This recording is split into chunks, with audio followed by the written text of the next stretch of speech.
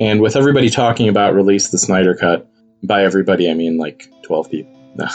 Uh, but it reminded me of a little rant that I've come up with. I sort of envisioned it as there's a video called "What If the Star Wars prequels were good," and the idea of it was like if the guy who made the video was a story editor, and when George Lucas pitched the Phantom Menace, like all the things he would have changed. And I've debated whether I should do this in this format or go on my original rant, which is that Cyborg is what ruins Justice League. And no side really won on it, but I think now that's somewhat relevant, I'll bring it up again. I hope the sound's not too weird. I have an ear infection. I'm deaf in one ear right now. Hopefully not forever. So anyways, what started me on this idea was that when they announced Doom Patrol, that Cyborg would be in that, and then there was an animated Justice League movie where they put Cyborg in that, and I really feel that Cyborg was I always felt like he's a Teen Titans character. You know, I read the old Marv Wolfman Teen Titans back in the day, yeah, I really and I like what the cartoons have done with Cyborg, and I don't know if they were trying to capitalize on that because he's like in a way, he's the most well-known black character of the DC universe. So and some people might say Black Lightning, you know, is pretty well known now that he's got a show, and I do like the show, probably better than anything in the Arrowverse. But I thought we would talk a little bit about this. So, anyways, I didn't like that they were kind of shoehorning Cyborg into the team. He just, I don't know. He's tend to played up as a little older, but I kind of like him better as a high school guy, you know, high school jock, or, you know, that's the biggest note of his character. So I think that like when you make him older, you really he becomes Al Bundy, where his you know, if he didn't become a superhero, he'd be sitting around talking about how great he was of a football player when he was in high school, you know, or whatever.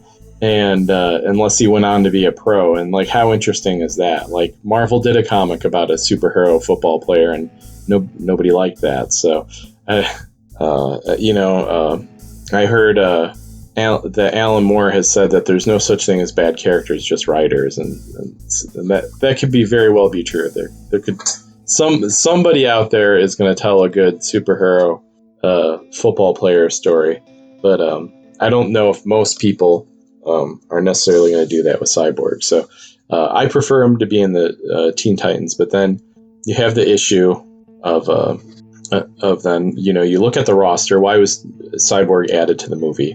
And the obvious answer is because of social justice warriors. So social justice warriors have no. I mean, yeah, they wanted to have a black character in there, and I understand that. When I make a superhero team, you know, like if I'm thinking about doing a superhero book, then I always look at what black characters they had in that.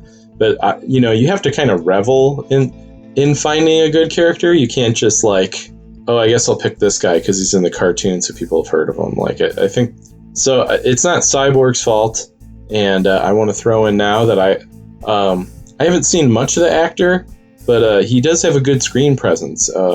Like, I saw him in True Detective, and I think I saw him in something else, and yeah. So I like him. I don't have any problems with him. So anyways, we could look at a few other characters before I dive in how I would have fixed this, because it should be obvious to anyone who read the comics.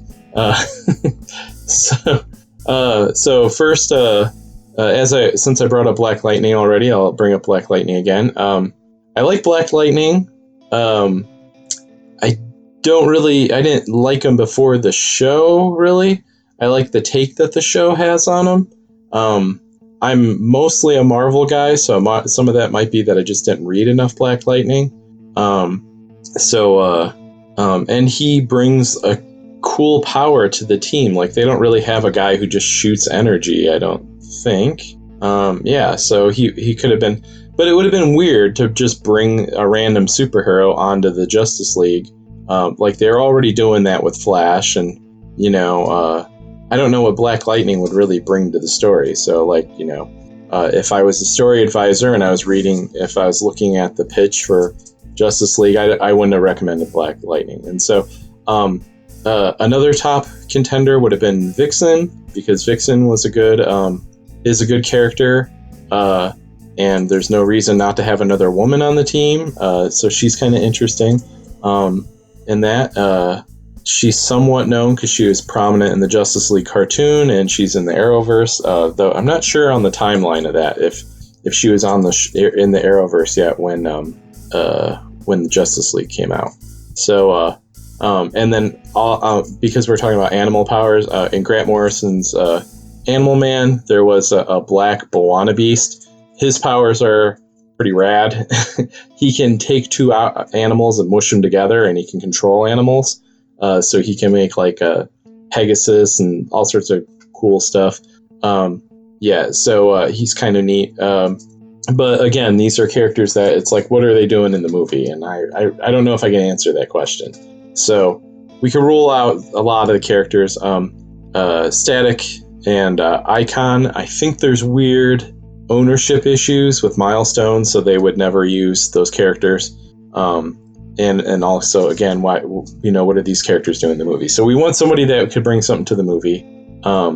And they could have their own storyline. They're not just there to be black, which I think is a problem. Like, it's not good to just have characters that are there to be black. So, okay. So the next one I want to throw out there is Bloodwind.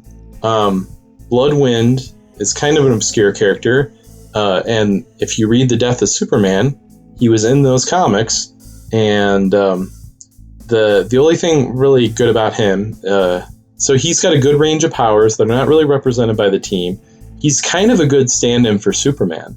Like, that could have been the way that they could have pitched it. Is like, Batman's recruiting these different characters, and there's this guy that emerges that has powers very similar to Superman, and so so they recruit him to kind of fill the void of the team. And so then he's kind of aloof, and there's something kind of off about him. And I think he's a good black character for this. There could have been a scene in the movie where they're fighting and Bloodwind gets knocked down, and then it turns out that he's really the Martian Manhunter. And so, basically they could say, well, it's easy to be admired and loved as Superman, when you look like a white guy from Kansas, so that, he could have brought a little something to the, a little flavor to the movie. And so I don't think he would have been too bad of a character. And I'm not sure they could really do that, because the way the Snyderverse is set up, Superman wasn't super loved anyways. I don't know. After that last movie. So then the next character that would be interesting, what the Justice League cartoon did was they brought in Jon Stewart, the second Green Lantern? No, well, third. It depends on when you start counting. So, Jon Stewart, he brings something different to the character. He's got a personality. He's basically a former Marine who becomes a space cop. So his character, he has a strong character there. And so he doesn't need a really deep arc, and he could have come to Earth because it's in his jurisdiction, and just, elude that there's other planets in the system that he's supposed to watch. And, that would have been good. He could have, kind of like what they've done with Captain Marvel, where she's saying oh, I had other planets to watch in the system. And so that kind of raised the question, what other, so he'd make an interesting character to just throw into the movie. He wouldn't be just sort of there like Cyborg is. And so I think that he would be a good, and then they could set up a Green Lantern Corps movie, that way. So, there's good franchise, I don't know what they're going to do with a Cyborg movie necessarily. Cyborg has his origin story, and then he doesn't really have definitive storyline. He's sort of the same problem that Black Widow has. Not a lot of Black Widow stories that are really memorable. She's always been a team character. So John Stewart, there's good Green Lantern stories that he's involved with, and they could have, they could even set it up so Hal Jordan's older and retiring or something, or settling down, and then John Stewart just got the job or just got out of training or something. So, they could have, he would have been an all right character to do. And like I said, it worked in the Justice League cartoon. So, oh crap, there was one more character I wanted to touch on before I got to the last one. I don't remember who it was though. So I think I hit most of the big ones. And so the main problem is, how do we make a character that has something to do, but so some of these characters had that. They had something that was kind of connected to the movie, or would make them an interesting piece to add to the movie, where Cyborg really isn't. And but I think that the winner, if you read The Death of Superman, the following story to The Death of Superman was The Reign of the Supermen. And there were 4 Superman. There was a Superboy, who was like a clone of Superman. There was one that was had energy powers. He was the Eradicator. So he was kind of like a 90s version of Superman, where he's had a lot of attitude and stuff. And then there was then there was the Cyborg Superman. So we don't want a cyborg. and so the 4th one was John Henry Irons, and the idea was about him was he was a guy who was a weapons manufacturer who really admired Superman, and when Superman died, he wanted to fill that void. So he's kind of like Black Iron Man. He made an Iron Man suit, and because he's named after John Henry, he had instead of having repulsors or whatever, he would shoot railroad spikes, which is pretty metal, and he had a big ass hammer. So I think there's a couple things they could have done to bring him into the movie.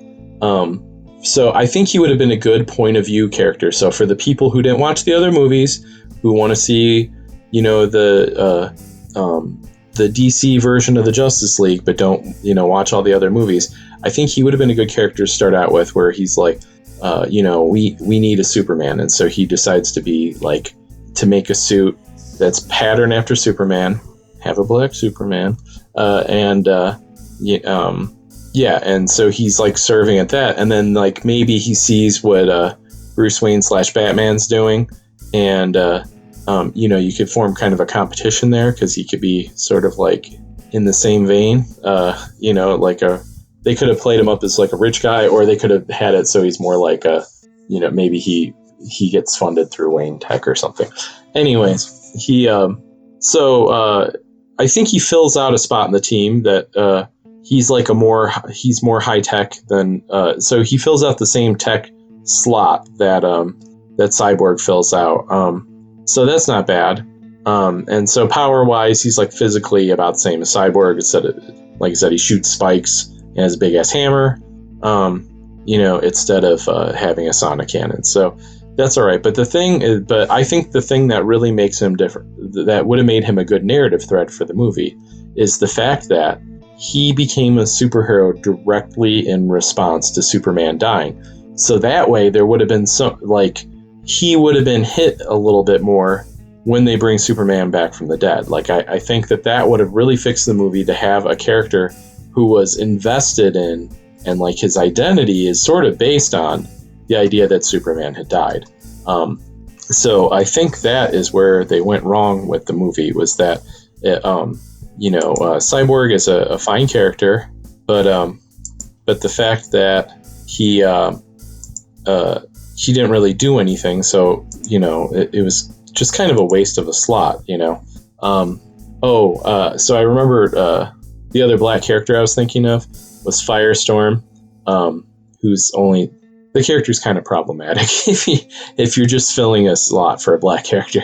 So uh, but he would have been cool visually at least. Yeah, and so one of the so the now there could have been like changes to the movie once you bring up that idea um, of how you're going to fill out the team instead. So I think the Joss Whedon trailer kind of.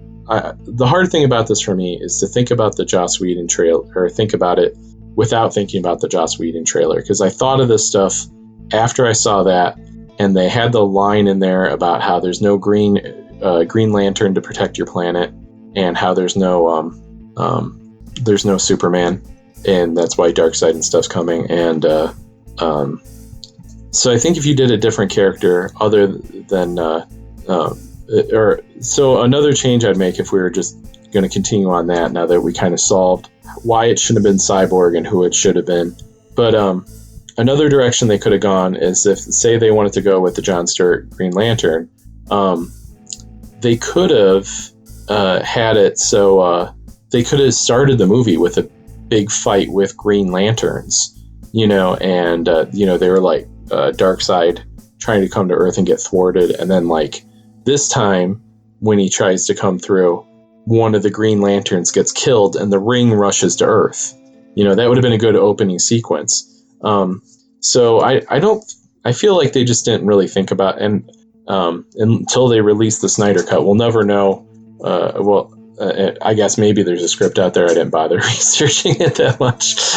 I'm just sort of going off the cuff, so these are just like my initial reactions, which used to be the name of a show on this channel.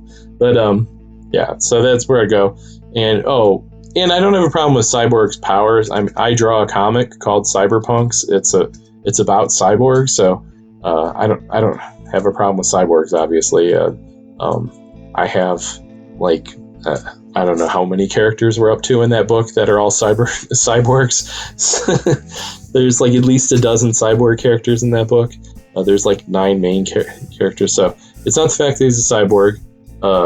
And I'm sure that there are going to be people who say it's because he's black. They just were squeezing a black character in. And that's the problem, is that we didn't have someone who actually cared enough to find a good character. The problem isn't that, it was a black character. So, I think we have had some good options there, but Steel is the best option. Oh, and I wanted to talk about this too.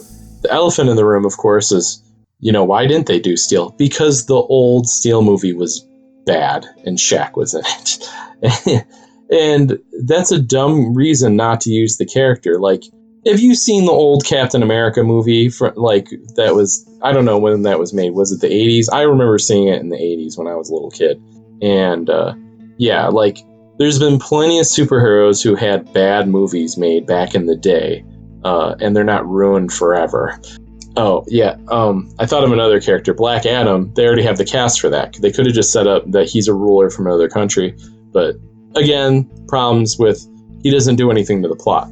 So Steel is the best character because he could have been our point of view character, where he sees Superman dies, he's personally affected by it, he decides to step up and fill those shoes, and then he's got to rethink his identity when Superman comes back from the grave. And if you don't use Steel, I think the way you fix the movie is you don't bring Superman back from the dead.